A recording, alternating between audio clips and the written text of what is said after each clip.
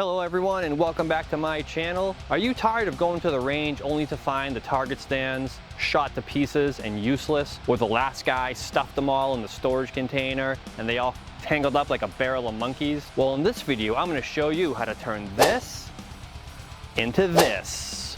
Your very own portable DIY target stand for around $20. I'm Delta 9 and this is Johnny Tactical.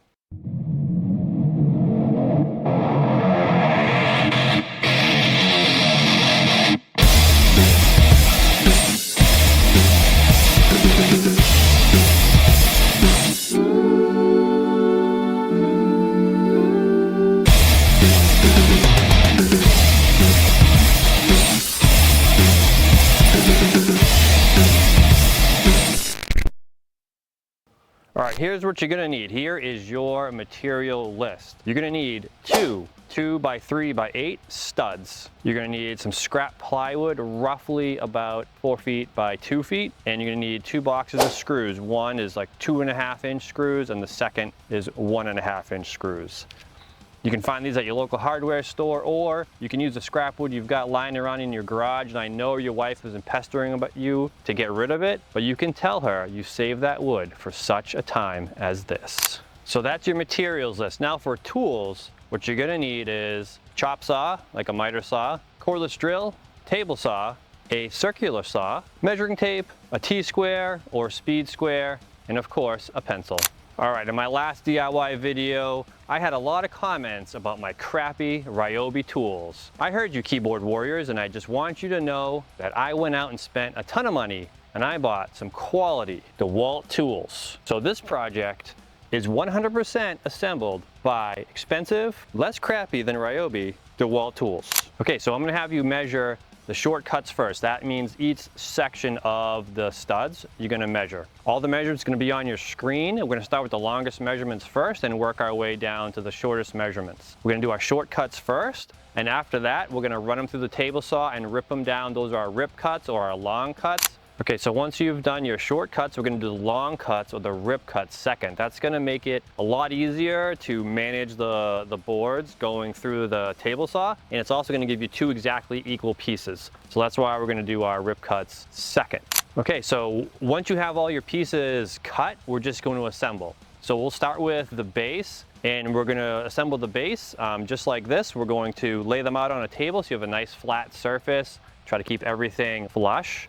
And you're just gonna need 1 screw for each piece. And the reason for that is simply, we're gonna add pieces to it later, which will just stabilize everything. And one more thing is, like, I decided to use screws, and the reason I use screws is twofold. One, screws are forgiving, right? I'm not a carpenter, I'm just a regular guy just like you. I build stuff, I screw it up. Well, screws are forgiving, I can just take them out and put them back in and no harm done. With nails, slightly less forgiving. The second reason is, as you take it to the range over time, some pieces will get shot up, they'll get destroyed, and you can just replace them with screws. Super easy, and that's why I recommend screws. Okay, as you're assembling the base, make sure you do the outside pieces first, so the 2 longer sections and the 2 end pieces, assemble those, and then you're gonna get to the middle. So you've gotta find the center of that rectangle, and as you measure and space those out, you can use a scrap piece of wood as like a spacer between those 2 center pieces.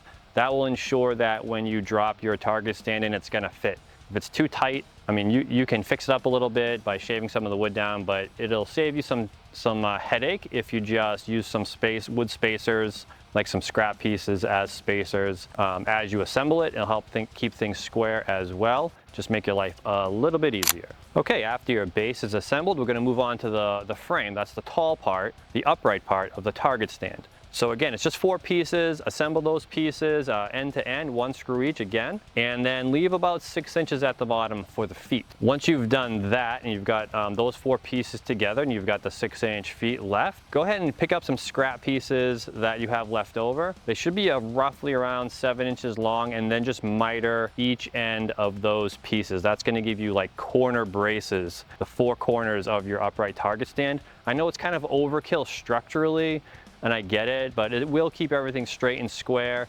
And because you're only using 1 screw everywhere, it will prevent the wood from turning or spinning. It's just gonna keep everything straight and square. And I'm just gonna stop there and have Caleb help me. Help me, Caleb. Okay, so this last section, we're gonna go back to the base.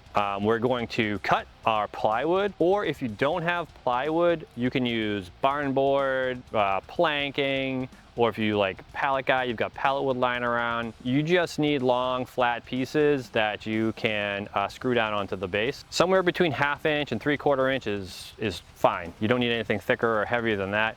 Again, you know, you've got probably wood lying around in the garage or whatever that you can utilize. You don't have to go out and buy plywood or something if you don't have it. Just improvise, again, because it's going to get shot up. But the reason for the plywood on the base is it not only does it give the base structure and some heft to it, some weight, but it also allows you, when you have it out on the range, you can put rock on it, you can drop a sandbag on it, you can weight it down further because you know it's always windy on the range and it's always going to blow over right when you're about to take your most spectacular shot and ruin it. So that's why we use plywood on the base. Okay, so I'm going to measure out the plywood here. It's going to be about 23.5 inches. The width, it's going to be about 12 3/4 inches and about 23.5 inches long. So I'm going to measure 12 3/4 inch. Okay, I'm just going to start by cutting the end off of this sheet of plywood that I had in my garage for approximately 9 years. I knew I would use it someday. So I'm going to take my measurements. It's going to be about 12 3/4 inches or so. And again, what we're going to do is we're going to use this for a front half and a back half of the target stand base. Once you've cut that long ways, I'm going to then measure about half, cut it in half, and then I'm going to take that plywood, set it on top of the frame of my base, and I'm just going to screw it down all the way around. And just remember, when you are laying it down, make sure you leave that opening for the legs of the target stand to drop into. Don't cinch it up too much so that it makes it too tight for the legs to fit. All right, so once you've got this all assembled, here's your base. Base goes on the ground. Take your upright. Your upright drops in there.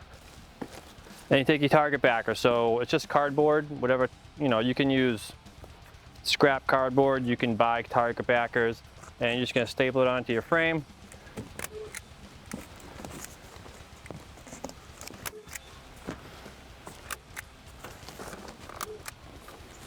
So you just staple your target backer onto your frame, and you are good to go. And when you're done at the range, you just simply take the two apart, throw it in the trunk of your car, and you're off and running. All right, guys, thanks for watching. I really appreciate it. This target stand is super easy to make, and it's also very portable. You can fit it in small cars. You can also make a bunch of them and have them for the range at your PD, the range in your backyard, or the gun club that you might be a member of.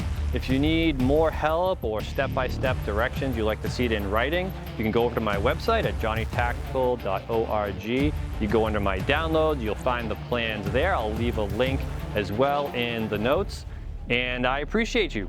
So thanks for watching. I'm Delta 9, and this is Johnny Tactical.